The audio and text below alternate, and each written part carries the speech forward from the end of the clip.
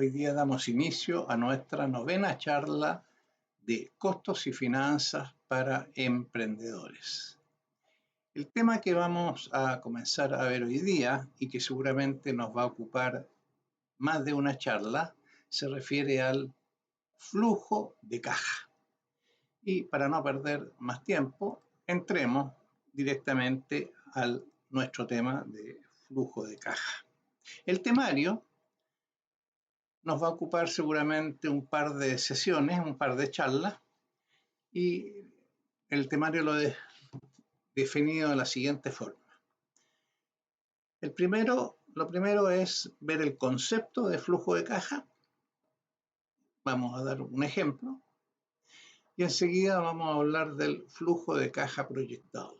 Y cuando hablamos del flujo de caja proyectado, podemos referirnos a un flujo de caja con fondos propios, es decir, hacemos un flujo usando nuestros propios recursos, o un flujo de caja proyectado sin fondos propios, es decir, solicitando un préstamo al banco. En cada uno de los casos vamos a ver un ejemplo numérico del concepto. También les comento que vamos a hacer uso del GPT-Chat, que es una herramienta de inteligencia artificial que ya está en pleno uso y que es muy importante que ustedes se involucren en el tema. ¿Por qué? Porque prácticamente las definiciones que vamos a ocupar, los ejemplos que vamos a usar, yo se los pedí al GPT-Chat. Yo no inventé nada, simplemente le solicité al GPT-Chat que me diera las definiciones y que me diera ejemplos. Fue muy poco los cambios que yo hice, por lo tanto los motivo a que se interesen y se involucren en el GPT-Chat. Bien, flujo de caja, concepto. También se le conoce como flujo de efectivo y en el fondo, ¿qué es lo que nos da el flujo de caja? El flujo de caja es la diferencia de dos cosas. La diferencia entre todos los dineros que entran en un periodo determinado menos todos los dineros que salen en ese mismo periodo. La diferencia del total de ingresos menos el total de egresos es lo que se conoce como flujo de caja. Y cuando hablamos de flujo de caja nos podemos estar refiriendo a un mes, a un trimestre, o a un año o a un periodo mayor.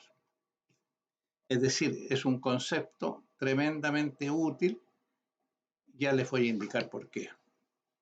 Bueno, como les decía, se calcula restando el total de los pagos en efectivo de los ingresos en efectivo.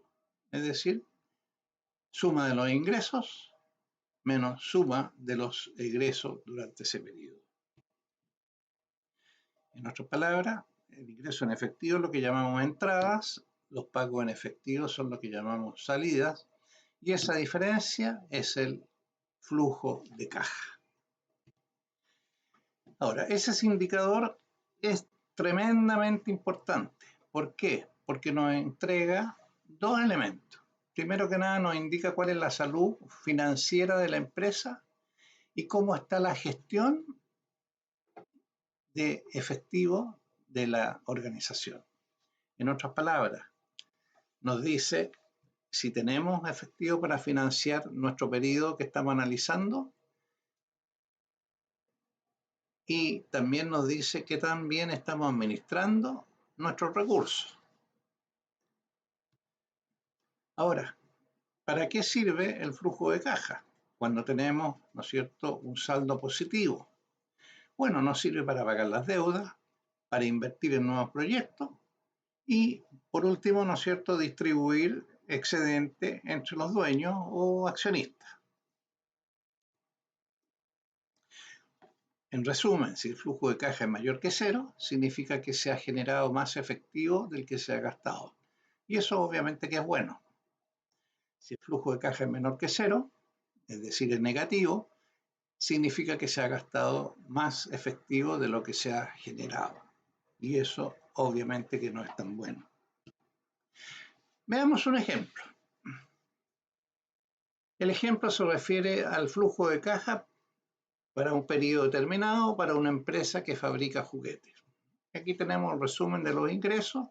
Tenemos las ventas de juguetes, son 100.000 pesos para el periodo, las cuentas por cobrar 20.000 y un préstamo bancario de 30.000.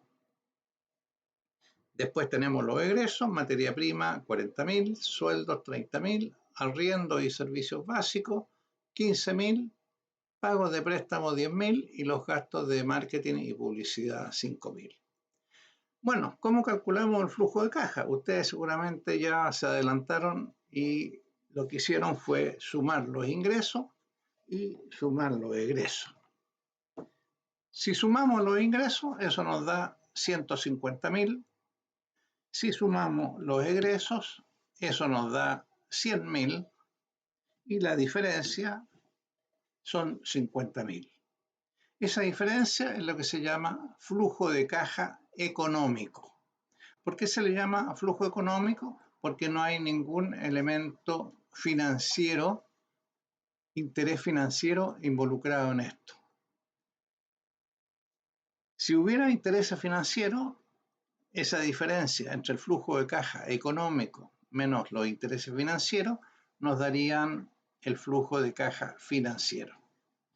En otras palabras, sin querer hemos definido el concepto de flujo de caja, que es la diferencia entre el total de los ingresos menos el total de los egresos, y esa diferencia es lo que se llama flujo de caja económico.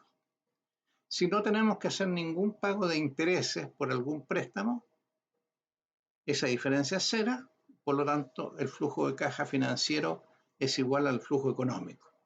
Si tuviéramos intereses que pagar, se restan del flujo económico y obtenemos lo que se llama el flujo de caja financiero. Es un tema que vamos a ver cuando veamos un flujo de caja proyectado pidiéndole plata al banco. Conclusiones. ¿Qué es lo que vimos en este ejemplo? En este ejemplo lo que vimos es que la empresa, para el periodo que estábamos analizando, generó 150.000 pesos y gastó 100.000 pesos.